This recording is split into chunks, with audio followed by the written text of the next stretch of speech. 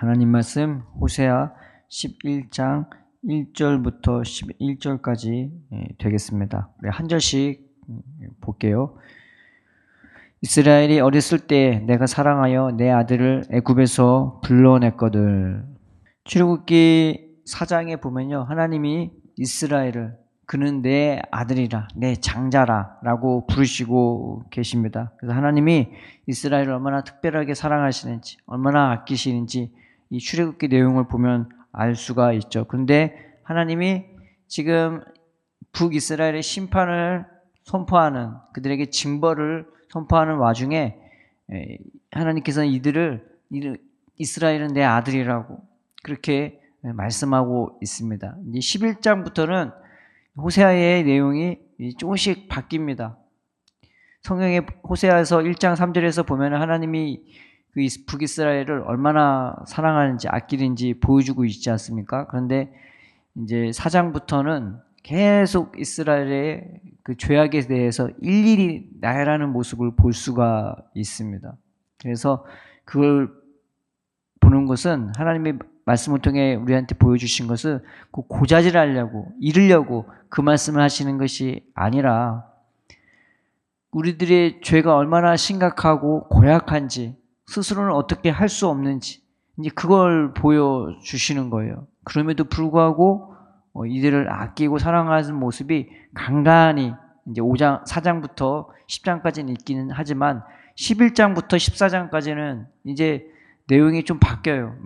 어떻게 무엇을 확인해 볼 수 있냐면 그럼에도 불구하고 이 백성을 사랑하고 아끼고 구원하고자 하는, 어떻게 그 이스라엘 때문에 어쩔 줄 몰라 하는 하나님을, 그럼에도 불구하고 그들을 위해서 우시고 그럼에도 불구하고 그들을 위해서 온 힘을 쏟아부어서 결국 돌이키고야 마는 그 하나님의 열심, 하나님의 마음을 우리가 이제 볼 수가 있는 것이죠. 그런데 11장 1절에 옛날 사건을 추억하면서 이스라엘은 내 아들이라고 그렇게 말하시는 하나님을 볼 수가 있는 것입니다. 여기서 1장에서 내가 내 아들을 애굽에서 불러냈다고 그렇게 말하고 있죠. 하나님이 이스라엘을 애굽에서 구원해서 시내산에서 처음 그들을 만났는데요, 그들과 처음 대면하는, 이스라엘이 처음으로 하나님을 경험한 게 시내산입니다. 그런데 뜻밖의 하나님의 말씀을 하시죠. 모세에게 뭐라고 말하냐면 내가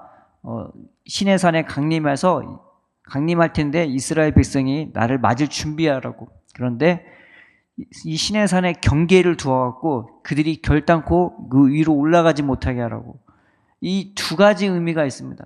하나님이 이스라엘 처음 대면하는 그 시간인데 왜 하나님이 못 올라오게 하시냐? 신앙생활이라는 것은 내가 하나님 만나러 올라가는 게 아니라 하나님이 나 만나러 내려와 주시는 거죠. 그리고 이게 굉장히 은혜로운 겁니다. 그래서 이게 은혜로운 장면을 보여주기도 하는데 반면에 또 뭐가 있냐? 경계선을 두고서 우리 보고 못 올라오지 말라고 했던 것은 사실 영적으로 뭘 보여주냐? 아직 우리 수준이 하나님께 가까이 갈 만한 그런 마음이 없는 거예요. 딱 경계를 둬갖고 이게 전혀 하나님께 올라가지도 못하는 우리들의 모습, 하나님 앞에 나아가지도 못하는, 또 관심도 없는, 사실 우리 영적으로 이게 안 좋은 그 비극적인 그런 모습을 동시에 보여주고 있는 것입니다. 그래서 하나님은 우리를 불렀지만 그것에 그렇게 크게 반응하지 못하는, 그 말씀에 육적으로는 떨지만 사실 영적으로 그 하나님을 사모하고 떨리는 게 두 가지가 있잖아요. 무서워서 떠는 게 있고 정말 사모해서 떨리는 마음이 있는데 그들은 사모해서 떠는 게 아니라 무서워서 떠는 그런 마음이었던 거죠. 그래서 하나님께 가까이 가지 못하는 그 모습을 우리는 볼 수가 있는 것이죠. 그래서 이 절에 이런 말씀이 있는 것입니다. 선지자들이 그들을 부를수록 그들은 점점 멀리하고 바알들에게 제사하며 아루색의 우상 앞에서 분향하였느니라. 하나님이 처음 이스라엘 백성을 불렀지만 그들은 하나님께 가까이 가지 못했어요. 하나님께 가까이 간 사람은 몇이 안 됐어요. 그렇게 많은 사람이 구원받았지만 그 중에 하나님 면전에 나간 사람은 얼마 안 됐단 말이에요. 우리는 성경을 통해 볼 수가 있죠. 장로하고 모세와 아론과 그 사람들만, 그 몇몇 사람들만 그 시내산 꼭대기에 올라가서요, 하나님 면전에서 먹고 마셨던 것을 볼 수가 있는 것입니다.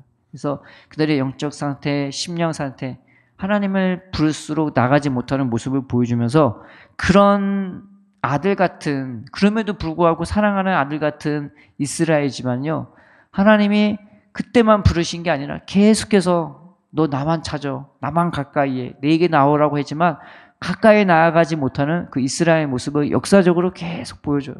하나님은 내게로 오라고, 나에게 오라고, 내가 너의 아비고 내가 너의 하나님이고 내가 너의 삶을 보호하고 내가 너를 인도할 거야 라고 말씀함에도 불구하고 그들은 하나님이 부르면 부를수록 그들은 점점 더 멀리하는 거예요.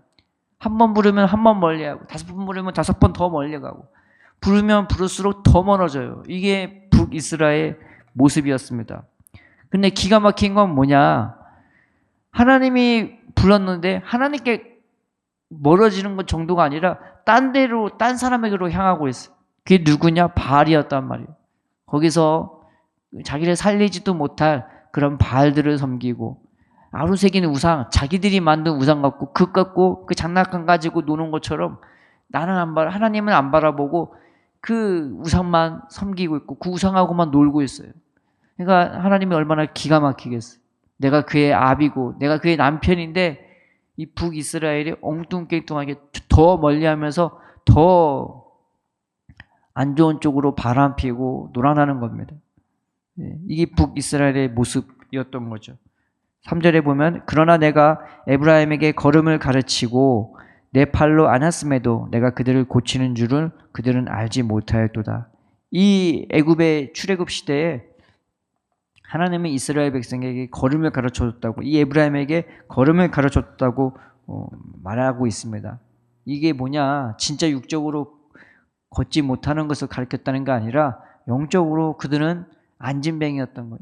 영적으로 그들은 절름발이였던 거예요.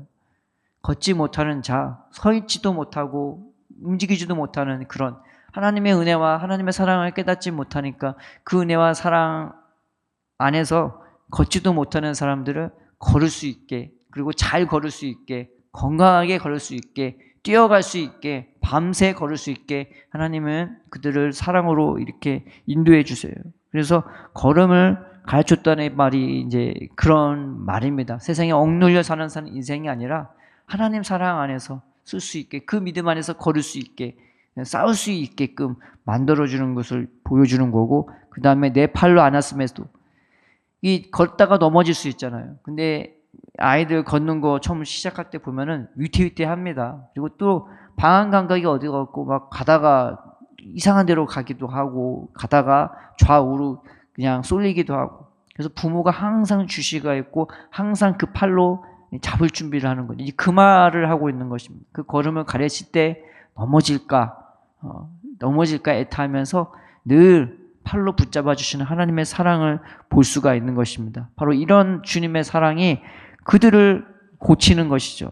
다른 게 고치는 것이 아니었습니다. 그 하나님의 사랑과 그 하나님의 손길이 하루하루 그들을 상했던 마음, 그들의 괴롭고 슬펐던 마음을 점점 녹여주고 점점 따뜻하게 해주고 점점 치료하는 손길이 되어주는 것이었습니다.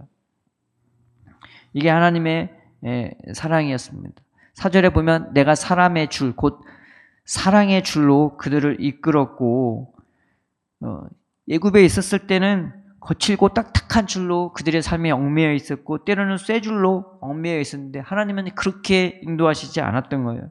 무엇으로 인도해 주냐? 사랑의 줄로, 그들을 향한 애정으로 인도하시고 그들을 이성으로 인도해 주시는 거예요. 그들을 하나님의 말씀으로 이게 합리적으로 이상한 말로 막 먹고 마시는 문제에 얽매여 사는 인생이 아니라 하나님이 그들을 얼마나 사랑하시는지 그 애정으로 그들의 하루하루 한 걸음 한 걸음 인도해 주셨고, 그들을 논리에 맞게, 이치에 맞게, 그 하나님의 사랑과 성품에 맞게 그렇게 인도해 주셨던 것입니다. 이게 바로 사랑의 줄이고, 그리고 그들에게 대하여 그 목에서 멍에를 벗기는 자 같이 되었으며, 멍에가 뭐였습니까? 그냥 공포에 사는 인생이었지 않습니까? 그리고 무거운 짐진 인생이었어요. 돌덩이를 만들고 그 돌덩이를 옮겨야 되고, 그게 북이스라엘의 모습이었는데, 그들을 그런 먹고 사는 문제에서, 그런 슬픔과 고통과 괴로움과 억눌림의 멍에에서 하나님은 그 멍에를 벗겨버렸어요. 그리고 어떻게 생각했냐? 그들 앞에 먹을 것을 두었던 거죠. 앞에 뒀대요. 앞에. 저쪽 위에 둔 게 아니고 좀 걸어가야 옆에 있는 옆 동네에 둔 게 아니라요, 바로 앞에요. 그래서 성경에 보면은 하나님이 만나를 주실 때 어떻게 주셨냐? 그 만나가 밤새도록 내려야 돼. 그들이 자는 와중에도 하나님은 일하셨고, 그들이 눈만 뜨면 그 만나가 어디에 있었냐? 그냥 내 앞에 진주에 쫙 깔려 있는 거예요. 은혜라는 것은 그러한 겁니다. 내가 눈만 뜨면 온 천지에 하나님의 사랑이 가득해서 여길 봐도 저길 봐도 그냥 깔려 있고, 내 앞에 깔려 있는 그런 먹을 것으로, 그런 은혜로, 그런 생명으로 하나님이 채워주시는, 내가 먹는 것이, 내가 일해서, 내가 수고해서, 내가 땀방 흘려서가 아니라 거저 주시는 은혜와 사랑으로 우리의 삶의 현장에 그냥 쫙 깔려 있게 만드는 겁니다. 여길 봐도 은혜고 저길 봐도 하나님의 사랑이고, 하나님의 손길이 안 맺히는 곳이 없고, 심지어는 내가 혼자만 있어도, 가만히만 있어도 견디지 못할 은혜와 사랑으로 하나님은 우리에게 그 생명을 충만하게 부어주시는 것입니다. 그래서 이 말씀을 더하고 있는 거죠. 5절에 그들은 애굽 땅으로 되돌아가지 못하겠거늘 내가 돌아오기를 싫어하니 아수르 사람이 그 임금이 될 것이라. 그런데 하나님은 이미 애굽 땅에서 멀리 돌이켜서 가나안 땅으로 인도해 주셨죠. 하나님이 그들을 가나안 땅으로 인도해 주시면서 하셨던 말씀이 뭐냐면은, 너희는 다시는 애굽으로 돌아가지 말라. 그 길로 가지 말라. 애굽의 길이 뭐예요? 애굽의 삶이 뭐예요? 그냥 먹고 사는 문제에 거기에 매달려 사는 인생, 그냥 그것만 붙잡고 사는 거라는 인생이 바로 애굽에 사는 인생입니다. 욕심에 끌려 내가 더 많이 갖고 더 높이 올라가는 데 관심 있는, 그게 바로 애굽의 삶이고 세상의 삶이고 세상의 길이 되는 거예요. 그런데 다시는 그 길로 가지 마. 너희는 나만 바라보고 내 길로 가. 내가 너의 하나님이고 내가 너의 사랑으로 이끌어주고 내가 너의 인도자가 돼. 그 길로 가고 그 안에 거하라고 하나님은 말씀하고 있었던 것인데, 근데 그들이 하나님께 돌아가질 않아요. 하나님은 부르시고 함께 하시고 인도하심에도 불구하고 하나님께 돌아가지는 않는단 말이죠. 그리고 어떡합니까? 이제는 애굽으로 안 갔더니 엉뚱깽뚱하게 아수르로 가버리는 거예요. 신앙생활은 두 가지의 연약한 우리의 죄성이 있는데, 하나는 애굽이고 하나는 아수르로 가는 인생입니다. 애굽은 보통 남방으로 부르고요, 아수르, 바벨론 뭐 이런 데는 북방으로 불러요. 이게 두 가지 실현이 있는데, 연단이 있는데, 우리로 하여금 하나님 중심으로 살게 하고 애굽에 거하지 않고 남방에 거하지 않고 북방에 매이지 않는 인생, 오직 하나님의 사랑과 은혜에 매여서 살도록 하나님은 우리를 불러주시는 것이죠. 근데 애굽이 뭐냐? 먹고 사는 문제에 매여 사는 인생, 더 많이 갖고 더 높이 가는 인생에 매여 사는 인생. 근데 그걸 말하고, 이 북방에 사는 인생이 뭐냐? 내가 힘으로 살아가는 인생. 나 잘났어, 나 대단해. 그리고 폭력적으로 살아가는.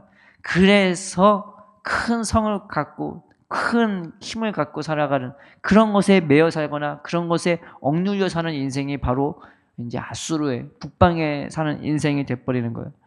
이들이 먹고 사는 문제에 있어서 놓였더니 이제는 뭘 갖게 됐냐? 힘을 갖게 된단 말이죠. 힘을 갖게 되니까 뭘 숭배하게 돼요? 힘을 숭배하게 돼요. 내가 더 강해지고 더 세지고. 그래서 아수르와 바벨론의 그 수도가 각각 니느웨와 이 바벨론 성이었는데, 그 성읍들이 둘 다 어마어마합니다. 지금 봐도 그냥 입이 딱 벌어질 정도로 어마어마한 성읍이었어요. 그들이 그 힘과 능력을 그만큼 과시했던. 그런데 이 북이스라엘이 이 여로보암 시대 때 어느 정도 먹고 사는 문제가 해결되고 그들의 군대를 강하게 키우게 되냐? 눈에 뵈는 게 없는 거예요. 그러니 그 힘을 숭배하고 그 힘을 숭배하기 위해 더 우상을 숭배하니까 결국 그들이 어디로 가는 거냐? 아수르에 끌려가는 거예요. 힘을 숭배하기 시작했더니 힘에 매여 사는, 힘에 끌려가는 인생이 되어버리는 겁니다.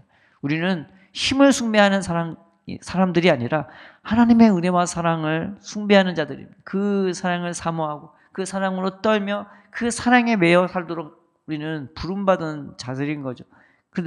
그렇지만 북이스라엘은 하나님이 부르는데 점점 멀려하느니 먹고 사는 문제에서 놓였더니 이제는 힘을 숭배하는 민족이 되어버렸더니 그 힘을 숭배하는 아수르에 끌려가는 인생, 그것에 매여 사는 인생으로 전락해버리고 마는 것이죠. 이 말씀이 5절의 말씀이 그 말씀인 것입니다.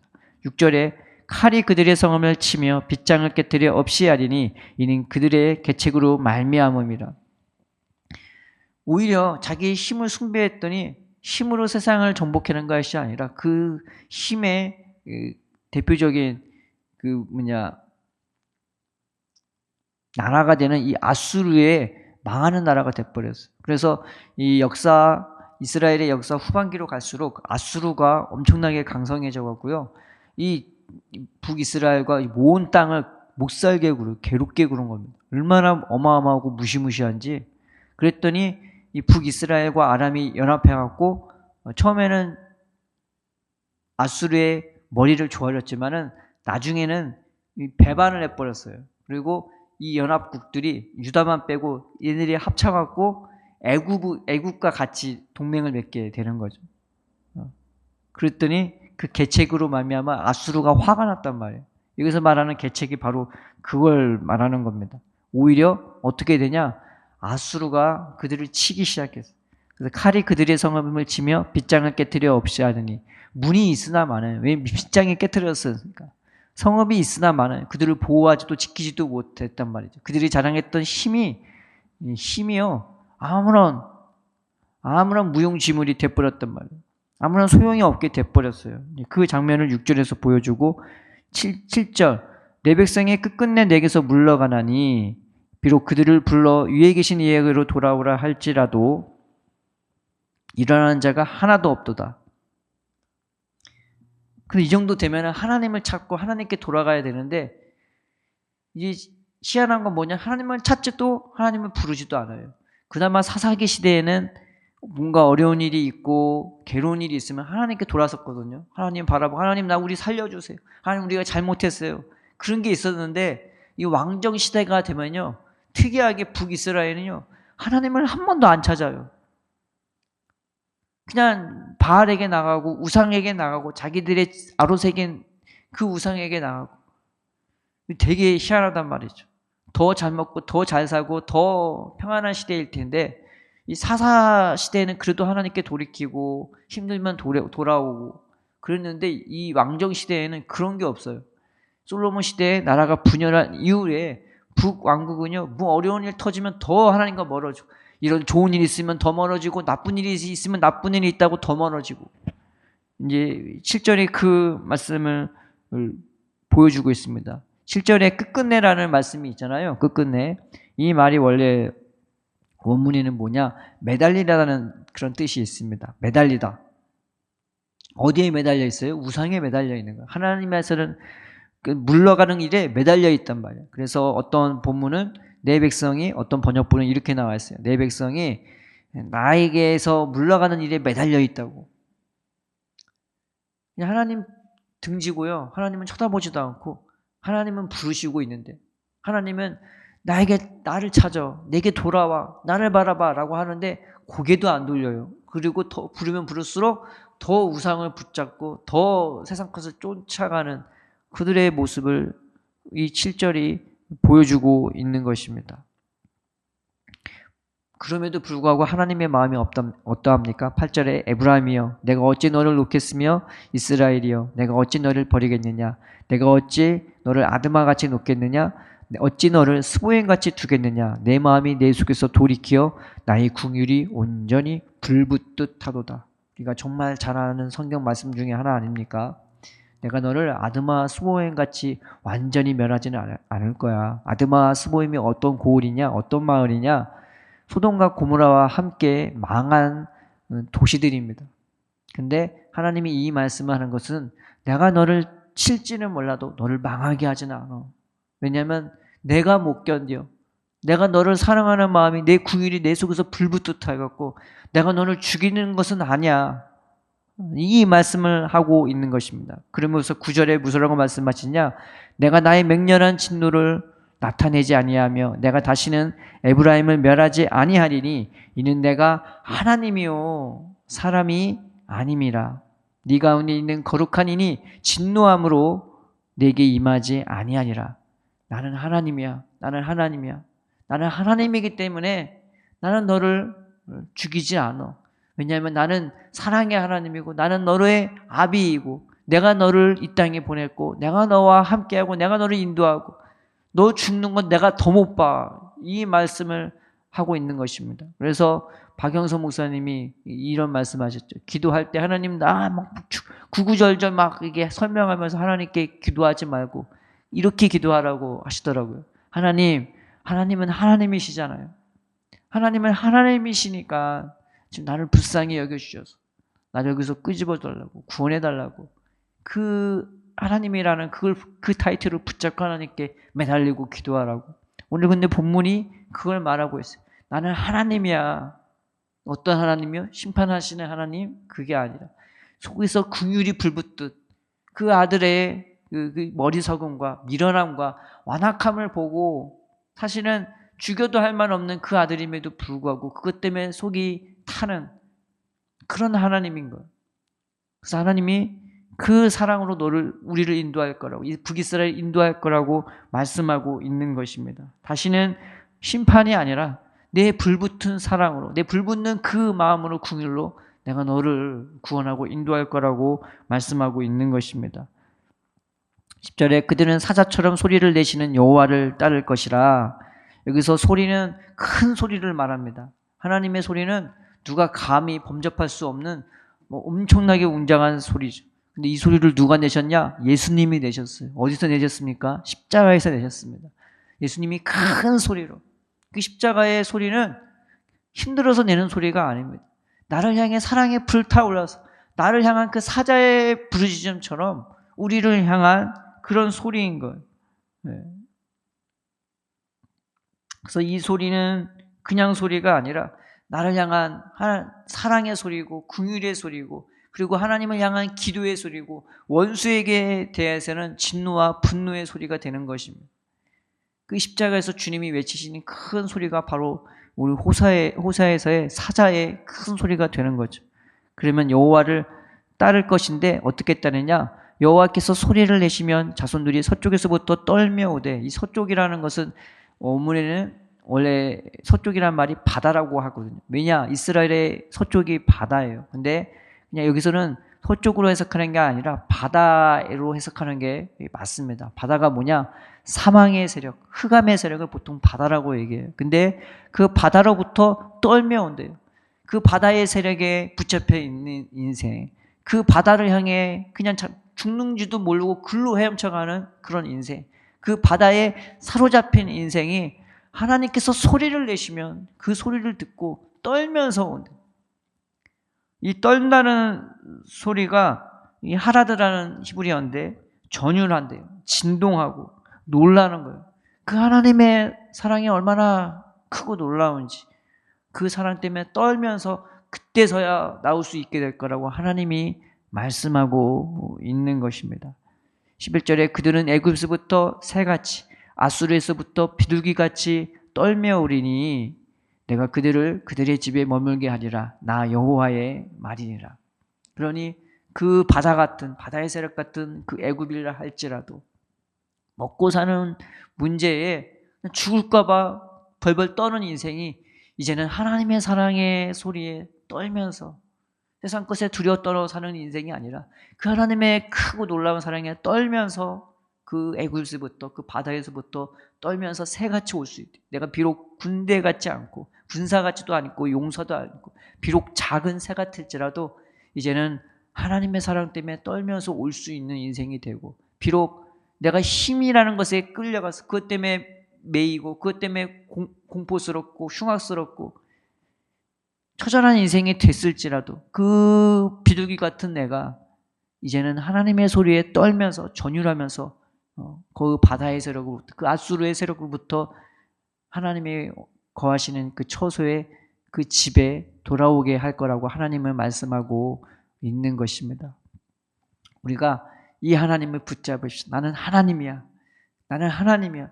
속에서 긍휼이 불붙은 그 하나님, 나를 향해서 큰 소리로 사자처럼 외치시는 그 하나님의 소리를 듣고 그 하나님의 얼굴을 보면서 그 애타는 하나님께로 돌이키는 우리가 되십시다. 하나님은 우리를 보고 있고 이 세상에 보낸 것도 하나님이요, 내 삶의 보호자가 참된 인도자가 될 분도 하나님이십니다. 우리가 갈 곳이 어딥니까?